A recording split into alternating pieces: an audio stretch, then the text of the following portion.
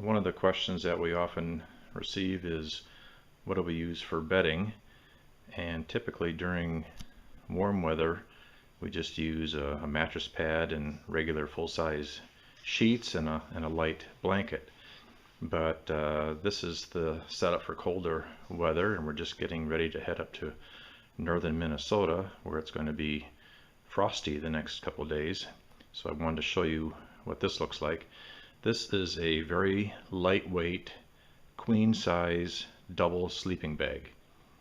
So rating wise, it's probably rated at maybe 45 degrees, 40 degrees at the lowest. It's not a heavy duty sleeping bag.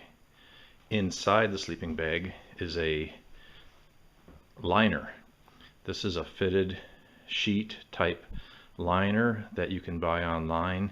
A lot of people use these, actually carry them with them in traveling and use them in motel rooms is the predominant reason people buy these.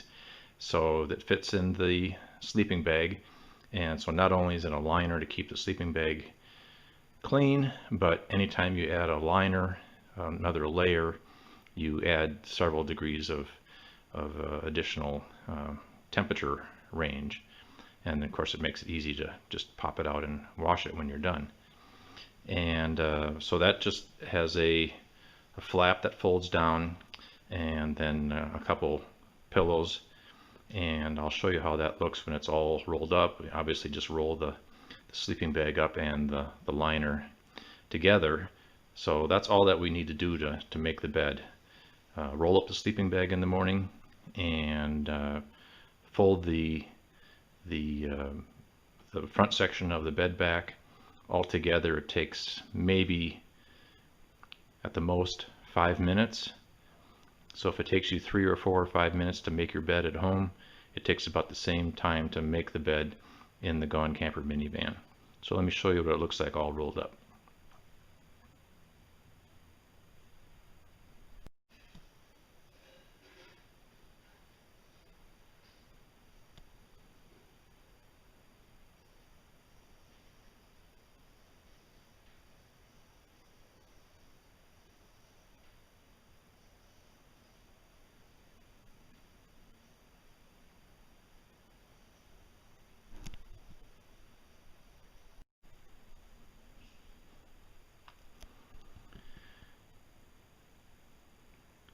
So this is the queen size sleeping bag rolled up.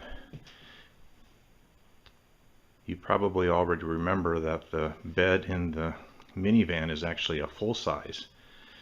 The bed is 4 feet wide, fits between the wheel wells of any minivan. So this sleeping bag is longer than that, but there's no room, or there's no reason why you can't fluff it up a little bit and it'll conform to the irregular shape of the interior of your minivan. So it gives you a little more room, even though it's technically a little too wide. That maroon case in the center is a small fleece blanket. So if it gets a little chilly, we can always throw that over our feet. But that's all there is to it. Just roll up the sleeping bag. I've got a couple generic straps around it just to keep it from unrolling. When we get home in between trips, I have a larger stuff sack that it just stuffs into for storage. This is actually a sleeping bag that you can zip apart to make 2 single bags. So if you're looking at an inexpensive sleeping bag at Walmart or online, lots of times those $20 or $25 sleeping bags, if you buy 2 identical ones, they'll zip together and make a double bag like this. So that's our cold weather sleeping system, and you'll see some pictures later on of how that just lays in the back of the van on the folded up GoneCamper bed.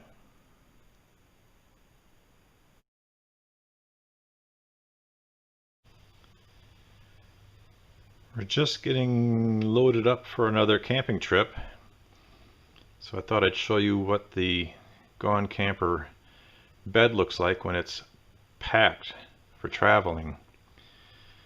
On the top is the the platform that is hinged, and that will fold out and form the front of the bed.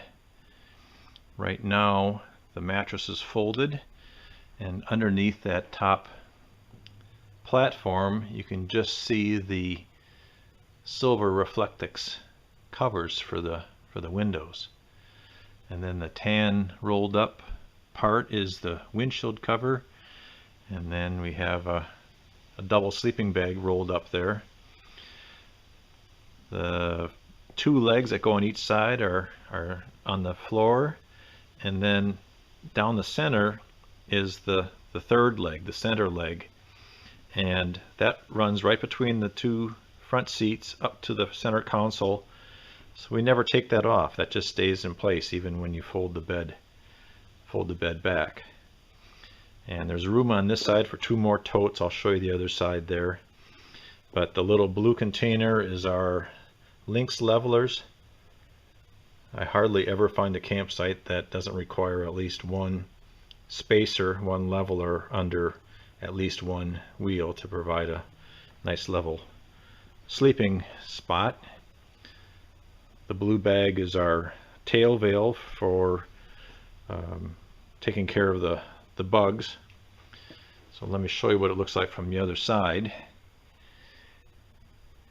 Along the side of the bed, stuffed on the side there, that's one pillow, and we got another pillow over here on this side.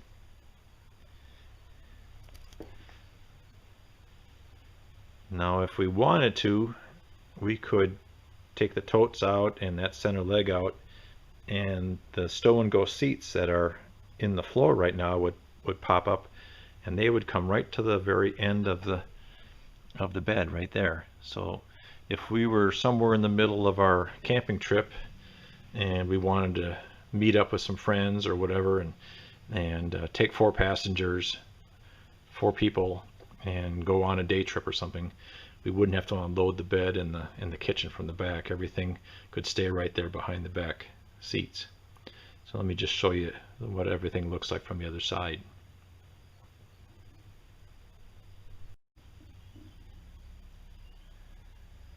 On this side you can see the 2 legs that go to the left and right, and then there are 2 totes that are stacked up for traveling right now.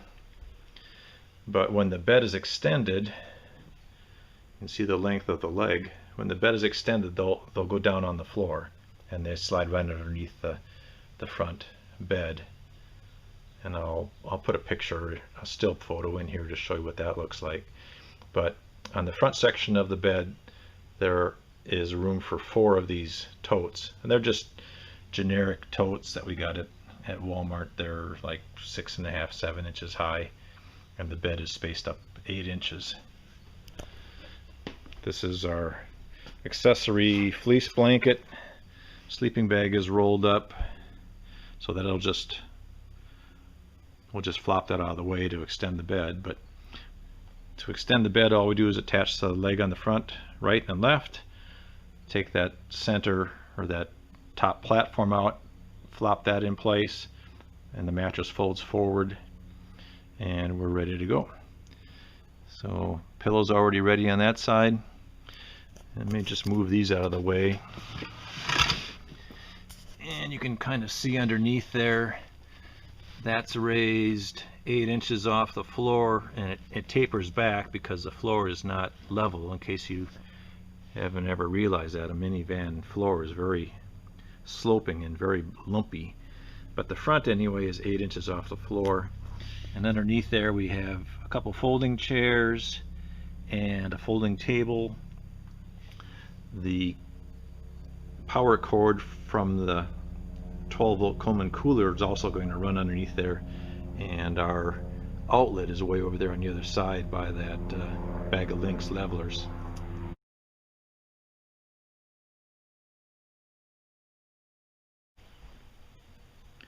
So before we head out in the morning, we'll put another tote on the other side. If we're gone for a long multi-week trip, we actually end up with 4 totes, but we're only going to be gone for a few days this time, so we'll just have 3 totes, one for each of us for our clothes and miscellaneous gear, and then the bottom one is pretty much packed with our standard camping gear. We've got lights in there and bug spray and paper for starting a fire and all kinds of, a little hand hatchet and things like that.